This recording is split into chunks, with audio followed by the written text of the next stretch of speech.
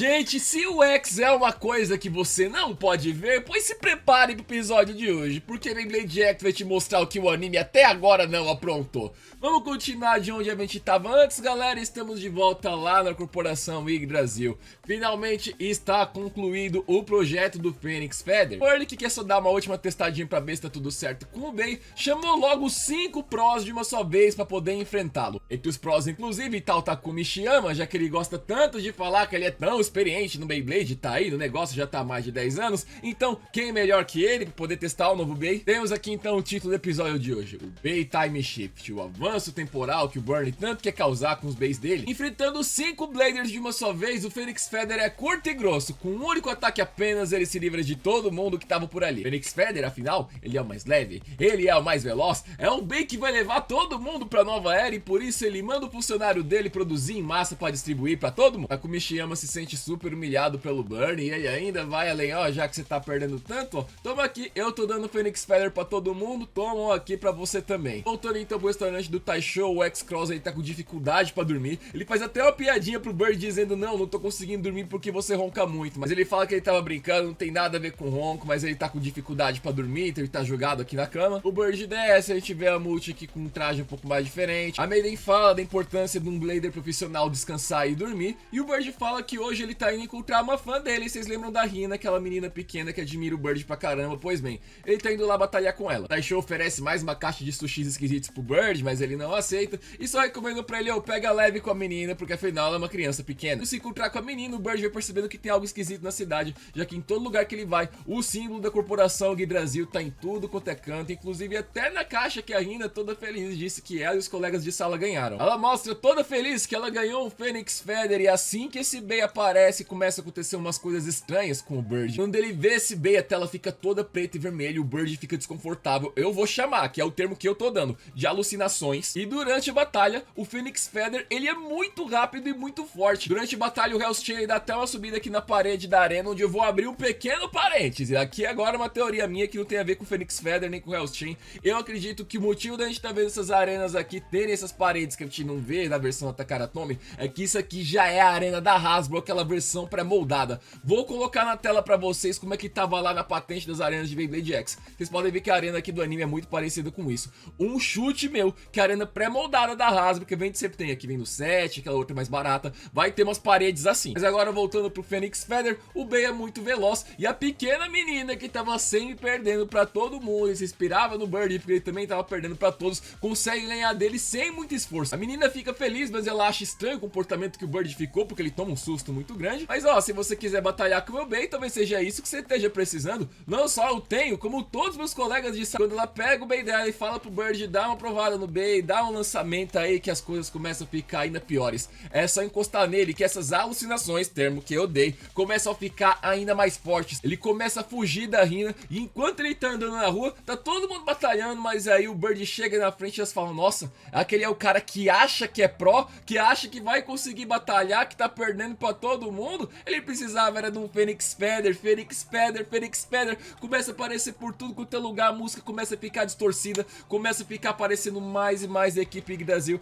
que tá entregando de fato o Bey pra todo mundo falando do Phoenix Feather. Tem balão em tudo quanto é lugar, o Phoenix Feather tá batalhando nas ruas, tem um povo levando uma foto do Phoenix Feather nas costas, tudo quanto é prédio tá tocando uma animação do Phoenix Feather se misturando no meio de um fogo vermelho com azul. O Phoenix Feather tá em tudo quanto é lugar. O Bird começa a alucinar que o Phoenix Feather é o Bey, que vai ganhar do Wizard Arrow, que vai ganhar do Dagger. Ele começa a parar e ele tá ali todo exausto, mas aí então passa uma silhueta de Fênix em cima dele e ele dá um gritão. A câmera sobe pro céu escarlate de sangue, que a mente fica aqui: meu Deus, mano, a mente tá vendo meu Beyblade X, olha o que tá acontecendo aqui. Conseguindo voltar um pouco assim, as coisas não estão nem um pouco melhores, porque ele tenta ligar pros amigos dele, tenta ligar pra Multi, tenta ligar pro Kamen X e não dá sinal, ninguém atende o menino. Phoenix Feather tá distribuído por tudo quanto é lugar, até esse gato tem um Phoenix Feather. E agora volta aqui pra abrir outro parênteses: ô Bird, Manda o Phoenix Feather pra mim, porque o AliExpress tá vendendo pelo olho da cara, ainda não vem que nem o teu que vem com Ratchet Beat, uma pecinha só por um pressão gigante. Me dá um Phoenix Feather, por favor, viu, Burn?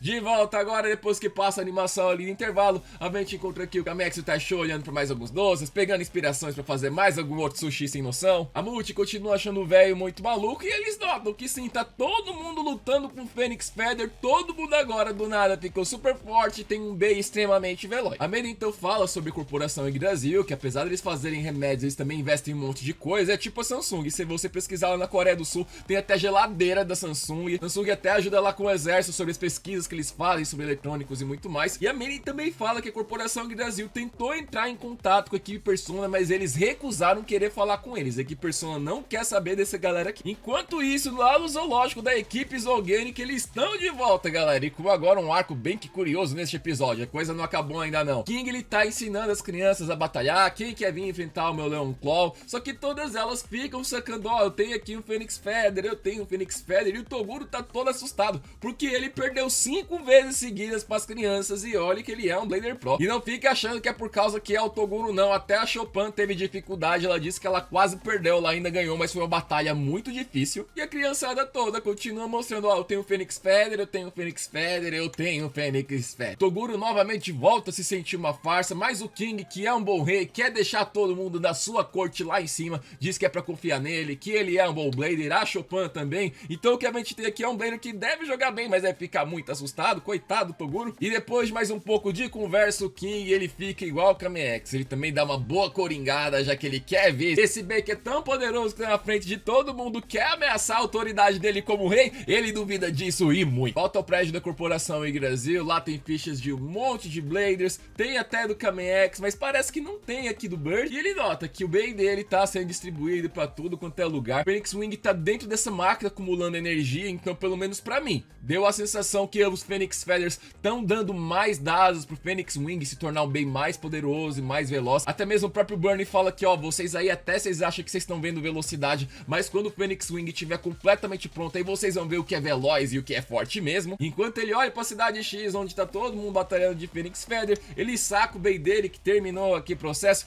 bom mesmo é o bem dele. Olhando pro céu dos escarlates, aí o Bird chega em casa, ainda não encontra ninguém, tá tudo sozinho, maior silêncio, e o que é que ele encontra? Ele encontra uma caixa aqui de Phoenix Feather, ele não tá conseguindo fugir desse bem, e novamente o Bird dá um susto ainda maior e sobe o céu vermelho assim, desse bem que não para de persegui-lo, e a gente não sabe por que ele tá ficando assim com esse bem. E olha, parece que a equipe do Takumi Shiyama, a equipe Phalanx, gostou mesmo do conselho do Burnie, viu? Porque olha só, eles estão lá utilizando o Phoenix Feather, todos eles vão enfrentar todo mundo, e mais ainda, a gente vai conhecer até um pouco do passado do Takumi Shiyama. Semana que vem tem o episódio Pride, o orgulho de um Blader, e eu vou dizer pra vocês, galera, a promoção do Phoenix Feather pra um bem que é um brinde que vinha numa revista, tá sendo extremamente forte. Há quanto tempo que a gente não tá vendo desse bem, e ele, aliás, ganha essa animação toda dedicada a ele, que eu achei assustador e também achei maravilhosa. O First Uranus, inclusive, ele veio numa Korokoro, a revista custava ali, digamos, os seus 2.000 ienes, e tava lá ele vindo, apareceu em uma ceninha e parou por isso aí. Mas agora o Phoenix Feather tá aparecendo sem parar, e eu não acho que a Takara Tomy ia ficar aqui, ainda mais que ele vai passar em todos os países,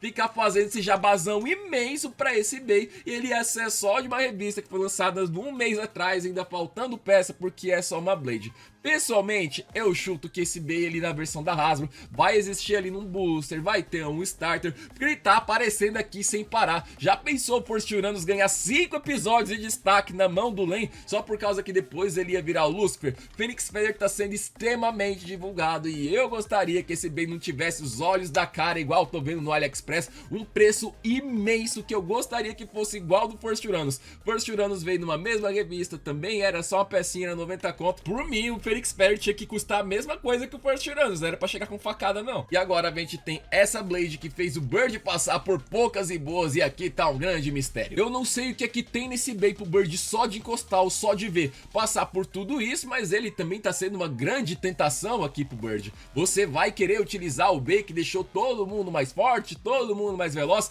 e acabar com a sua coisa de você tá com medo de ser um Blader tão fraco? Aqui tá a solução pra todos os seus problemas, Bird. Utilize o Phoenix Feather, utilize o Fênix Feather, você vai ou não vai? Por enquanto, o que a gente sabe é que parece que a equipe Phalanx se entregou. Estão utilizando o Fênix Feather e vão enfrentar todos os bays da equipe Persona.